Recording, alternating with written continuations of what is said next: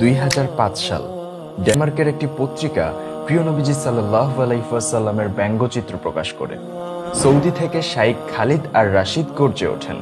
নবী প্রেমে উদ্বেলিত শাইখের কণ্ঠে ধ্বনিত হয় কালজয়ী এক ভাষণ, ইয়া উম্মাতা মুহাম্মদ, يا أمة محمد يا أمة محمد يا أمة سيد ولد آدم نبيكم الله। এ কারণে জালিম শাসক গোষ্ঠী তাকে গ্রেফতার করে এবং অন্যায়ভাবে কারাবন্দী করে রাখে প্রায় 18 বছর ধরে। এখনও তিনি জেলের অন্ধকার কুঠুরিতে জীবন কাটাচ্ছেন। শাইখ খালিদ আর রাশিদ একজন প্রাজ্ঞ আলেম উদাই। আরব সহ গোটা দুনিয়াতে তার খ্যাতি ছড়িয়ে আছে। তার দরদ ভরা ওয়াজ, আবেগাপ্লুত ভাষণ আর ইমানিদীপ্ত আহ্বান কত হতাশাগ্রস্ত তরুণ তরুণী এবং পথহারা মানুষকে যে আলোকিত জীবনের সন্ধান দিয়েছে তার কোনো ইয়ত্তা নেই। আরব তরুণদের মাঝে শাইখের অনবদ্য দাওয়া কর্মসূচি আর অসাধারণ জনপ্রিয়তা তাকে শাসকদের চক্ষুশূল করে তোলে।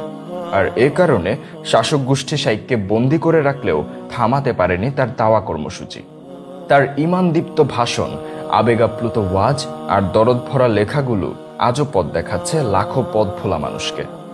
শাইখ খালিদ আর রাশিদের এমনই জীবন ঘনিষ্ঠ ও ঈমানদীপ্ত 7টি বই হচ্ছে আল্লাহ আপনাকে দেখছেন, হে যুবক ফিরে এসো রবের দিকে, শয়তান তোমার শত্রু, আল্লাহ তাওবাকারীকে ভালোবাসেন, দোয়ার মহিমা, পুণ্যময় আখেরাত, প্রতীক্ষিত মাহদী, দাজ্জাল ও ইয়াজুজ মাজুজ।